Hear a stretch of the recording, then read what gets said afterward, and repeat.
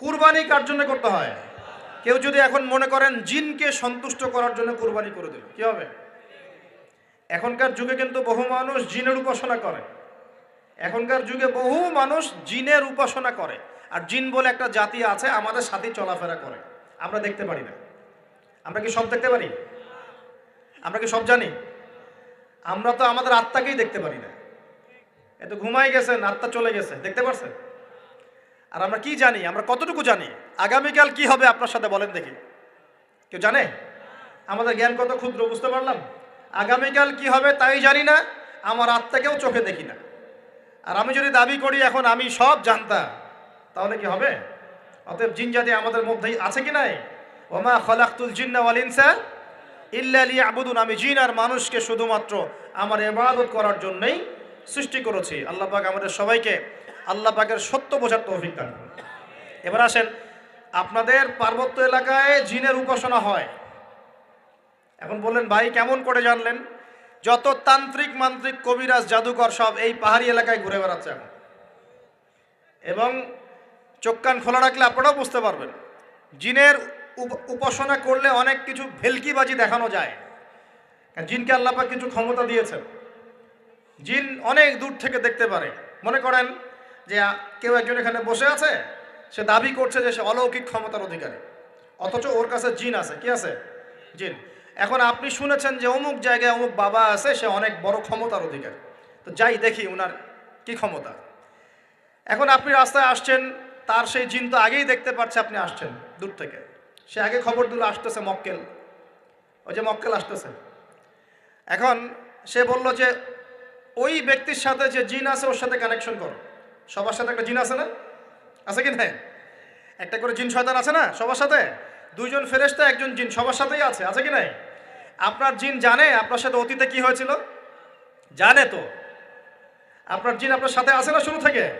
তাহলে আপনি 1 মাস আগে কি করেছেন আপনার জিন তো জানে। ও ভবিষ্যৎ জানে না কিন্তু অতীত তো জানে। ও তো ভবিষ্যৎ জানে না কিন্তু অতীতে আপনি কি করেছেন ও তো জানে, জানে না? এখন ওর সাথে এই কারিনের সাথে যোগাযোগ করছে। ওকে বলছে এই তো 1 মাস আগে অমুক মেয়ের পিছনে দৌড়াইছিল, এই 1 মাস আগে অমুক একটা মেয়ের পিছনে দৌড়াইছে, ওই মেয়েকে পাওয়ার খুব চেষ্টা করছে। এ তো 1 মাস আগে ব্যবসায়ী কাজ করছে, এ তো 1 মাস আগে ওই কাজ করছে। এখন আপনি হেঁটে হেঁটে আসলেন, এদিকে খবর পাস করা শেষ, এসে বললেন বাবা আপনার কি ক্ষমতা, আমি আপনার ক্ষমতার নিদর্শন দেখতে চাই। সেই বাবা এখন বলছে যে তুই তো সেই ব্যক্তি না, তোর নাম অমুক না?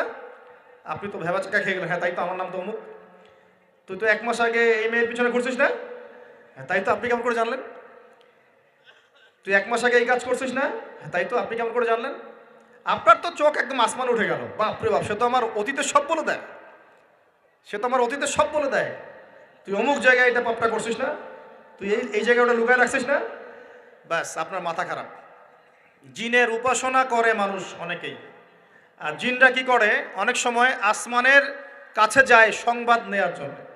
সূরা মুলক পড়েন, সূরা মুলকের প্রথম পৃষ্ঠা পড়েন। আল্লাহ পাক ওদেরকে তাড়ানোর জন্যে আসমানের মধ্যে এই উল্কাপিণ্ড নক্ষত্র নিক্ষেপ করেন। রুজুম আল্লিশ শায়াতিন, আল্লাহ বলেছেন এই নক্ষত্রগুলা আমি রুজুম আল্লিশ শায়াতিন, শয়তানদেরকে তাড়ানোর জন্য রেখেছি। সুবহানাল্লাহ। এই পৃথিবীতে অনেক কিছুই ঘটে, আমরা খালি চোখে বুঝতে পারি না। এখন কেউ যদি জিনের উপাসনা করে, জিনকে সন্তুষ্ট করার জন্য এই কুরবানি করে, তাহলে কি শিরক হবে কি না? সেজদা কার জন্যে? অন্য কারোর জন্য করলে কি হবে? কুরবানি কার জন্যে? অন্য কারোর জন্য করলে কি হবে? কার নামে কসম করতে হয়? যদি অন্য কারো নামে কসম করি, এই যে এখন বাপের নামে কসম, মায়ের নামে কসম করেন কেন? কসম করা যাবে না এভাবে। মান হালাফা বিগাইরি ইসমিল্লাহি ফাকাদ কাফার, কেউ যদি আল্লাহ ছাড়া অন্য কারো নামে কসম করে সে কুফরি করবে। যদি কসম করতেই হয় আপনাকে আল্লাহরই কসম করতে হবে। যদি কসম করতে হয় কার কসম করবেন? আর আল্লাহর কসম করে কি মিথ্যা বলতে পারবেন? মিথ্যা বললে তখন কাফারা দেওয়া লাগবে। আচ্ছা, কাফারা কি? সবচেয়ে সহজ কাফারা হচ্ছে 3টা রোজা রাখা। কয়টা রোজা? 3টা। আসেন সামনে যাই। এখন কসম করব আল্লাহর জন্যে, দোয়া করেন কার কাছে? দোয়া কার জন্যে? এখন যদি অন্য কারোর কাছে দোয়া করা শুরু করি, সন্তানকে দিবে, অন্য কারোর কাছে চাওয়া শুরু করি। মনে করেন আপনার রোগ ব্যাধি দেওয়ার ভালো করার মালিককে। যদি এখন আপনি একটা আংটি পরে মনে করেন এই আংটি আপনার রোগ ভালো করবে, কি হবে? শিরক হবে কি না? এরকম অগণিত কাজের শিরক আমরা করছি। আল্লাহ পাক আমাদের শিরক থেকে বাঁচান। আমিন।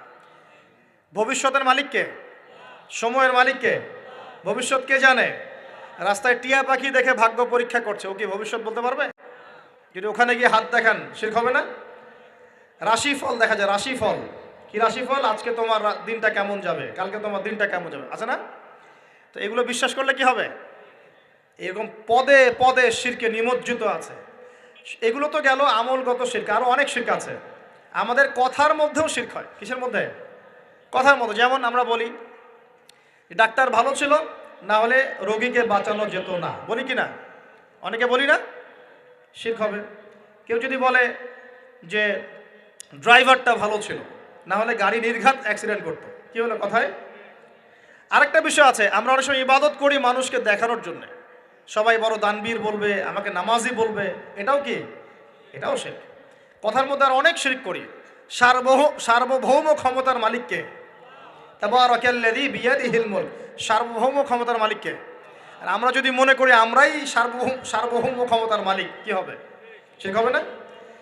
এরকম প্রচুর শিরকে আমরা নিমজ্জিত আছি। সবচেয়ে বড় যে শিরকটা এখনকার বিশ্বে চলছে সেটা হলো আল্লাহ পাকের হালালকে আমরা হারাম করে নিচ্ছি, আল্লাহর হারামকে হালাল করে নিচ্ছি।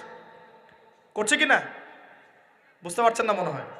মাদক দ্রব্য কি হালাল না হারাম? আমরা অনেক সময় হালাল করে নিয়েছি, নাই? জেনা হারাম না হালাল? আমরা এখন জেনাকে প্রমোট করছি, উস্কে দিচ্ছি। সমকামিতা হালাল না হারাম? এই সমকামিতার ব্যাধি ছড়িয়ে পড়েছে এখন সমাজের রন্ধ্রে রন্ধ্রে, পড়েছে না? এদেরকে আল্লাহ পাক এমন শাস্তি দিবেন যে শাস্তি আল্লাহ পাক কুল কায়নাতে কাউকে দেন নাই। কেমন শাস্তি দিবেন? কওমে লূতকে আল্লাহ রাব্বুল আলামিন মাটি থেকে উপরে উঠিয়ে আকাশ থেকে পাথর বর্ষণ করে থেতলে দিয়ে আবার মাটিতে দাফন করে দিয়েছে কওমে লূতকে। আল্লাহু আকবার। এই শাস্তি অপেক্ষা করছে এদের জন্য। সুদ হালাল না হারাম? আমরা কি এটাকে জায়েজ করে দিচ্ছি কিনা, খাচ্ছি কিনা? এই বিশ্বের সবচেয়ে বড় একটা সমস্যা চলছে, আল্লাহ পাকের হারামকে আমরা হালাল করছি, হালালকে হারাম করে নিচ্ছি, এটাও শিরক। এখন আল্লাহ পাক যে বলছেন সবাইকে মাফ করে দিবেন, আল্লাহ পাক শিরক যে করে তাকে মাফ করবেন না। এখন বলেন কত % মানুষ মাফ পাবে? এই পাপগুলো কত মানুষ করছে? সবাই করছে না? মোটামুটি সবাই মোটামুটি শিরক করছে। আমরা আল্লাহ পাক আমরা সবাইকে শিরকের পাপ থেকে বাঁচিয়ে রাখুন না। এর পাশে একটা শিরক আছে রিয়া বা গোপন শিরক, লোক দেখানো আমল, এটাও গোপন শিরক। আর এক শ্রেণী। আচ্ছা, এখানে একটা কথা বলে রাখি, এই শিরকগুলো থেকে বেঁচে থাকলে কি হবে? শিরক থেকে বেঁচে থাকলে আপনার আমলনামায় যদি আসমান জমিন সমান গোনাও থাকে, আল্লাহ পাক সমস্ত গোনা মাফ করে দিবেন ইনশাআল্লাহ। মনে করেন একজন ব্যক্তির আমলনামায় জেনা, সুদ, ঘুষ, হাবি জাবি দুনিয়ার পাপ দিয়ে ভর্তি, কিন্তু কোনো একটা কারণে বা কোনো একভাবে তার আমলনামায় শিরকের কোনো গোনা নাই, শিরক করে নাই, ইনশাআল্লাহু তাআলা কোনো না কোনো ওসিলায় হলেও আল্লাহ পাক তাকে কিয়ামতের মাঠে মাফ করে দিবেন ইনশাআল্লাহ। একটা হাদিস বললেই যথেষ্ট হবে, তারপরে সামনে যাব। রাসূল সাল্লাল্লাহু আলাইহি ওয়াসাল্লামকে আল্লাহ পাক মেরাজের রাতে ওয়াদা করেছেন। কোন রাতে ভাই? মেরাজের রাতে ওয়াদা করেছেন যে হে মুহাম্মদ সাল্লাল্লাহু আলাইহি ওয়াসাল্লাম, তোমার উম্মতের মধ্যে যে কোনো ব্যক্তি যত বড়ই পাপ করুক না কেন, আসমান জমিনের সমানও যদি পাপ করে আমার সামনে দাঁড়ায়, কিন্তু তার আমলনামায় শিরকের পাপ নাই, আমি আল্লাহ তার সামনে আসমান জমিন সমান ক্ষমা নিয়ে হাজির হব ইনশাআল্লাহ। মানে সে মাফ পেয়ে যাবে ইনশাআল্লাহ। অতএব শিরক মুক্ত আমল করতে পারলে ইনশাআল্লাহ এই নিসফু মিনা শাবান, লাইলাতুন নিসফি মিনা শাবান, এই শবে বরাত যেটা আপনারা বলছেন, এই রাতে আল্লাহ পাকের ক্ষমা আমরা পেয়ে যাব ইনশাআল্লাহ। শিরক মুক্ত আমল করতে পারলেই ক্ষমা হবে ইনশাআল্লাহ। আল্লাহ পাক আমাদের সবাইকে শিরক থেকে বেঁচে থাকার তৌফিক দান করুন। এই শিরক সম্পর্কে বিস্তারিত জানার জন্য শিরক কি ও কেন, কিতাবুত তাওহীদ, তারপরে কোরআন সুন্নাহর আলোকে ইসলামী আকীদা, এই বইগুলো পড়াশোনা করেন, ইনশাআল্লাহ জানতে পারবেন।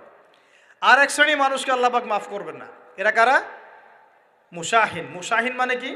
যারা একে অপরের সাথে হিংসা বিদ্বেষ পোষণ করে। এখন বলেন দেখি, হিংসা বিদ্বেষ পোষণ করেন এমন মানুষ আছে এখন? বলেন দেখি। রাজনৈতিক অঙ্গনে একজন আরেকজনের সাথে হিংসা করছে কিনা? সামাজিক নেতৃত্ব নিয়ে একজন আরেকজনের সাথে হিংসা করছে কিনা? পরিবারের মধ্যেও একজন আরেকজনের সাথে হিংসা করছে কিনা? ভাই ভাই একজন একজনের সাথে হিংসা করছে কিনা, আলেম আলেম একজন একজনের সাথে হিংসা করছে কিনা, করছে না? বক্তায় বক্তা একজন একজনের সাথে হিংসা করে কিনা? ধর্ম থেকে শুরু করে বিশ্ব রাজনীতি পর্যন্ত হিংসার দাবানলে এখন পুরো বিশ্বের মানুষ জ্বলে পুরো শেষ হয়ে যাচ্ছে।